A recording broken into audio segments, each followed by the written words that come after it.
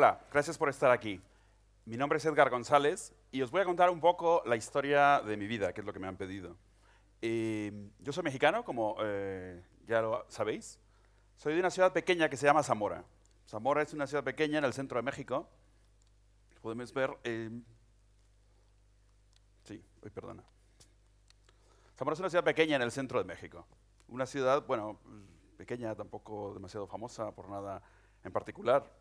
En este mapa puedes ver que tenemos Starbucks y Domino's Pizza, con lo cual ya nos coloca en el mapa. Pero cuando yo era adolescente, cuando tenía vuestra edad más o menos, claro, no había Starbucks ni McDonald's, ¿no?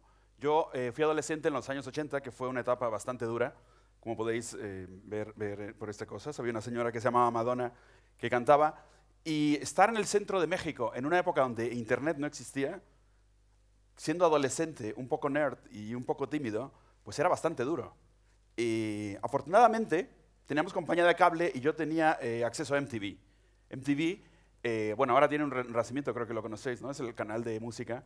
MTV me abrió mucho, digamos, toda esta idea de entender que había cosas más allá, que pasaban más allá, ¿no? En una ciudad pequeña, dentro del contexto de México, que existía un mundo más global, más conectado, que estaban pasando cosas alrededor del mundo. Y te voy a contar 3 historias acerca de mi pasado, que luego cuando lo he revisado para dar esta charla, me he encontrado que son 3 características interesantes para el desarrollo de la práctica del diseño, que es lo que hago yo. La primera tiene que ver, como te conté, yo era un poco nerd, ¿sabes? Un poco empollón, le llaman aquí, ¿no? Era un poco empollón y me gustaban mucho los ordenadores. Entonces estuve trabajando, digamos, durante 2 veranos, estuve trabajando, ahorrando todo el dinero que podía para comprarme un ordenador. Decidí comprarme en el año 85 este ordenador que se llamaba Aquarius. Mi tío lo trajo, en aquel entonces México era una sociedad muy cerrada, no se podían traer productos de Estados Unidos. Mi tío lo trajo de contrabando de Estados Unidos, el ordenador me lo trajo, con la desgracia de que mi ordenador, de uno de los millones de ordenadores que se produjeron, había salido sin manual. Por alguna razón, el manual no estaba dentro de la caja. Entonces estoy yo en medio de Zamora, en medio de la nada, con un ordenador que no sabía ni siquiera cómo se podía encender. Y eso lo que me hizo fue, claro, yo me había gastado todos mis ahorros, todo mi trabajo, me lo había gastado en un ordenador que no sabía usarlo. No tenía a quién preguntarle. Y eso lo que hizo fue que me pasara las tardes enteras probando poco a poco y aprendí a programar. Esto me habla un poco, digamos, de la perseverancia, ¿no? Cuando tienes una idea, no la dejes. Sigue por ella, ¿no? Al final fui programador y, bueno, no fui bastante malo. En aquel entonces, después, unos años después, ya tenía un poco más de dinero, me pude comprar un ordenador con ayuda de mis padres. Me compré un ordenador, un PC, ¿no? En aquel entonces existía esta cosa que se llamaban los floppy disk, que es un artefacto del demonio donde se guardaba la información anteriormente. Básicamente, un día llegó a mis manos una copia de un programa que se llamaba, en aquel entonces se llamaba Windows 1.0. Lo instalé en mi ordenador y dije, bueno, ¿para qué servirá esto? Lo instalé y claro, entendí que este Windows lo que me permitía era lo que se veía en la pantalla, podía tenerlo en una hoja de papel. Y para mí eso fue una gran revelación. Una revelación que me permitió ir a hablar, en aquel entonces, yo estudiaba en un colegio de monjas, eso explica muchas cosas. Fui a hablar con la Madre Superiora y le dije, Madre Superiora, ¿por qué no hacemos entre todos? Teníamos un periódico en la universidad a la que iba, no la universidad, la high school a la que iba, teníamos un periódico. Y le dije, Madre Superiora, ¿por qué no hacemos el periódico los alumnos? Sería muy interesante que nosotros produjéramos el propio periódico, ¿no? La Madre Superiora me dice, no, estate tranquilo, ¿sabes? No, quédate por ahí. Y entonces ahí entendí que no estaba hablando el lenguaje adecuado. Dentro de las copias del software que me enviaron, venía una copia de Excel. Excel, básicamente lo que hizo, esto lo que me permitió es cambiar el mensaje que estaba enviando. Me encontré a la Madre Superiora por el camino y por uno de los pasillos y le dije, Madre Superiora, ¿puedo hablar con usted? Me dijo, vale, sí, adelante.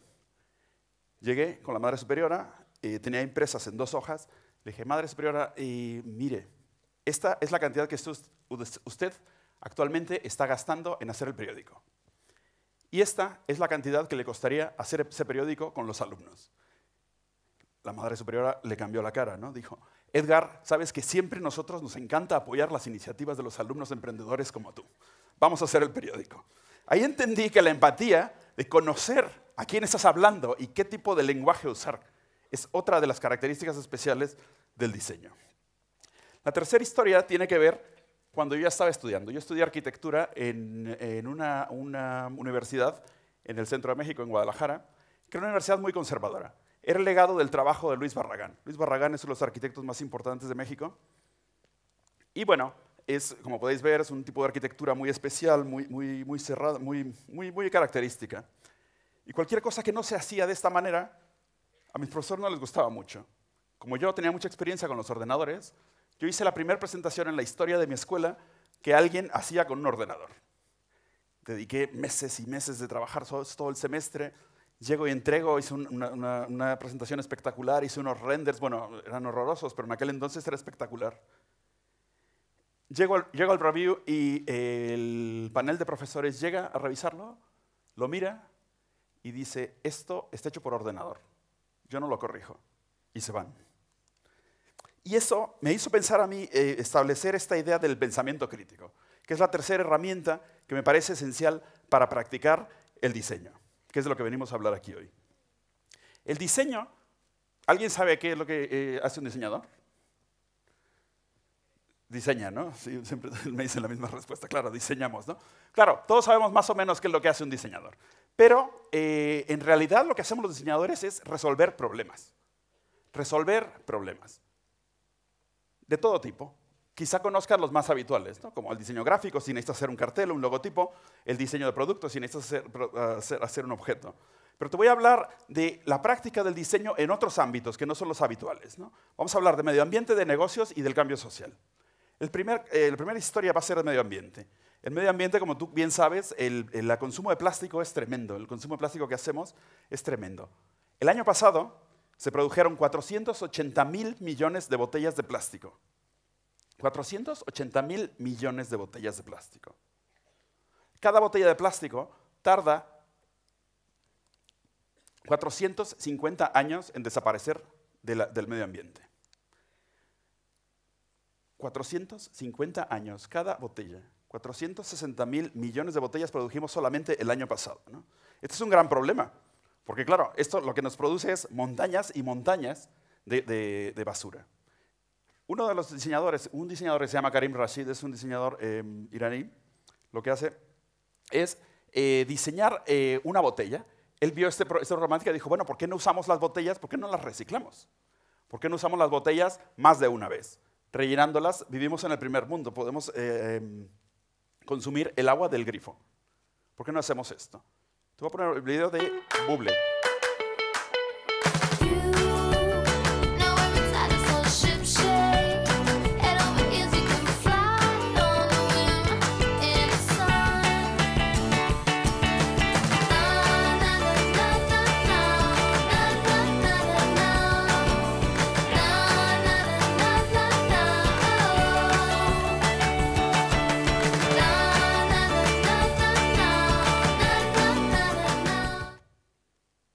Este es el diseño de Buble. Buble básicamente es una botella de plástico hecha con un plástico especial que se puede reutilizar.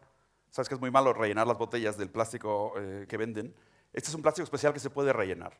Lo puedes rellenar, pero además a mucha gente, el problema que existe es que a mucha gente no le gusta el sabor del agua del grifo, porque el agua del grifo, como bien sabes, para purificarla contiene muchas cantidades de cloro y de cosas que no son tóxicas, pero tienen un sabor característico. Entonces lo que hizo Karim Rashid fue básicamente diseñar esta pequeña boquilla, que en la boquilla tiene un filtro de carbón activo, que lo que hace es purificar el agua mientras la bebes. De esa manera lo que nos permite es tener una botella que es bastante atractiva, que podemos usar hasta 300 veces con cada filtro de carbón, solamente cambiando el filtro de carbón puedes tener otras 300 botellas, con esto minimizando el impacto que puede tener el uso constante de la producción de plástico como esto.